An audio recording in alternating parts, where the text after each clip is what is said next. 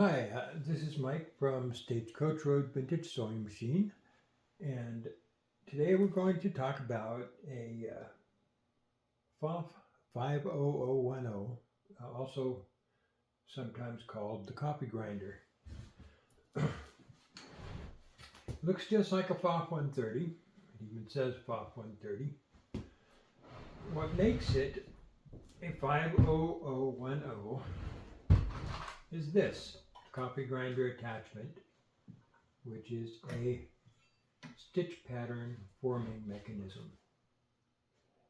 You can see the stack of stitch pattern cams, cam follower, and various other things that make those parts work together to create stitch patterns.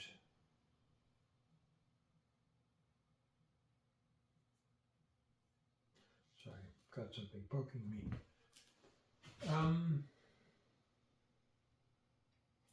Well, let's start with the basics. You may already know that on a regular zigzag machine, even one that doesn't have built-in stitch patterns, you can make fancy patterns of your own just by varying the stitch width as the machine sews. You set it on straight stitch with a short stitch length, like you would use for making a satin stitch. Pardon me. And then while you're sewing, you vary your stitch patterns slowly up and down, and up and down, and it increases and decreases the stitch width as you're sewing, and so you're sewing cool patterns. Basically, that's what the stitch pattern cam back here does.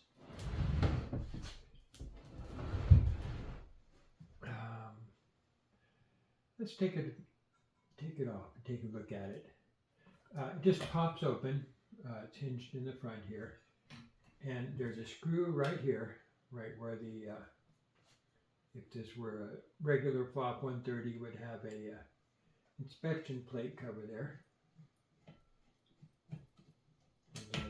A thumb screw uses the same threaded hole. And then on the front is a long shouldered screw.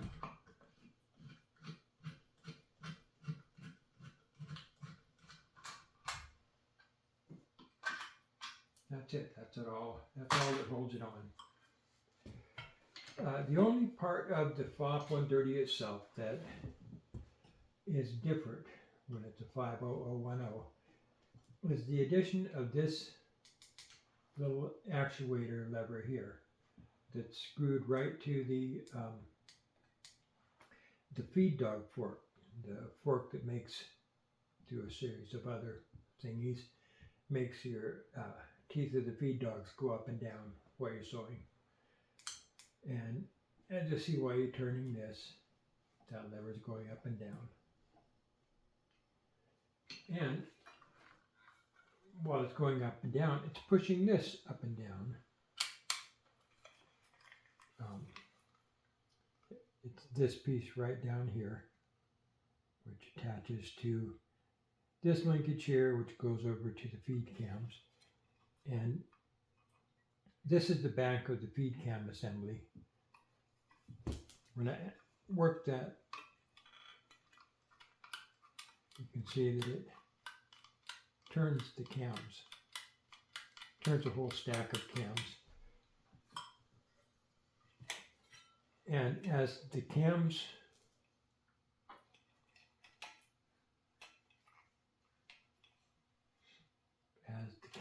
turn, these little feelers, which are called followers, follow the edge of each individual cam. There's, on this particular type, more modern machines have one follower that moves back and forth to the different cams. This one has 6 cams in a stack here, each at a different height, so each one contacts a different cam, as it shows. So you can see that this lever on top, which is part of this whole assembly, you can see it move back and forth as the follower moves along that cam.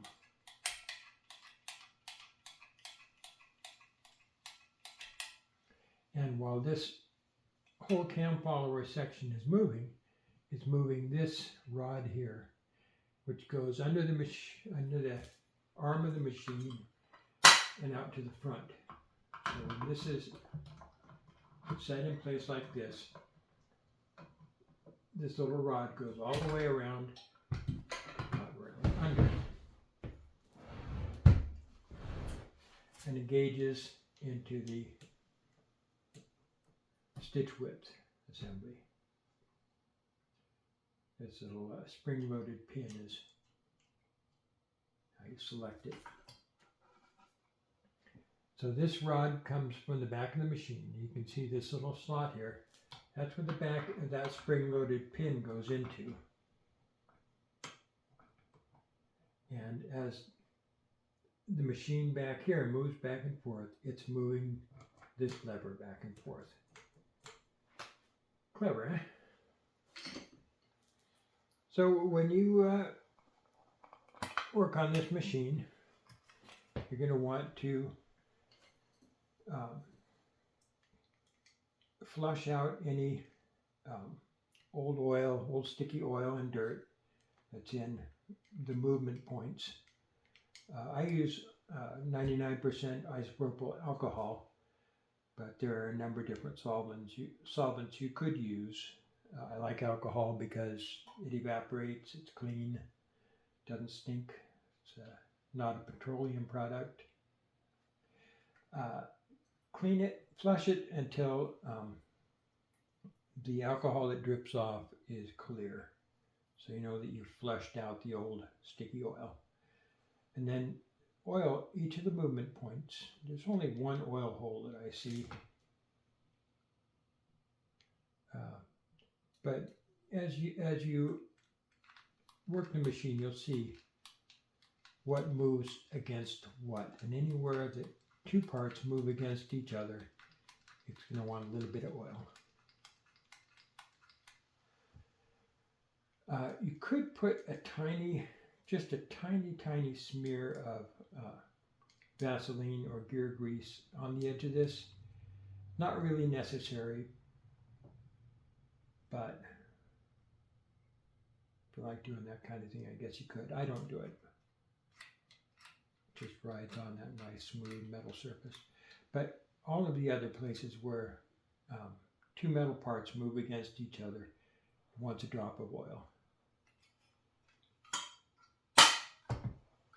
And then of course while you have it off, you want to get in here, same thing, clean the movement points, flush out the old sticky oil, let your solvent evaporate off, and then oil it. Oil each of those movement points, don't miss any.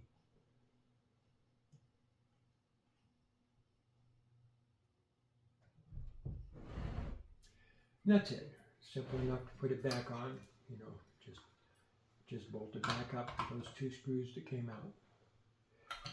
That's it. Another interesting and informative video from Stagecoach Road Vintage Sewing Machine. Thanks for watching.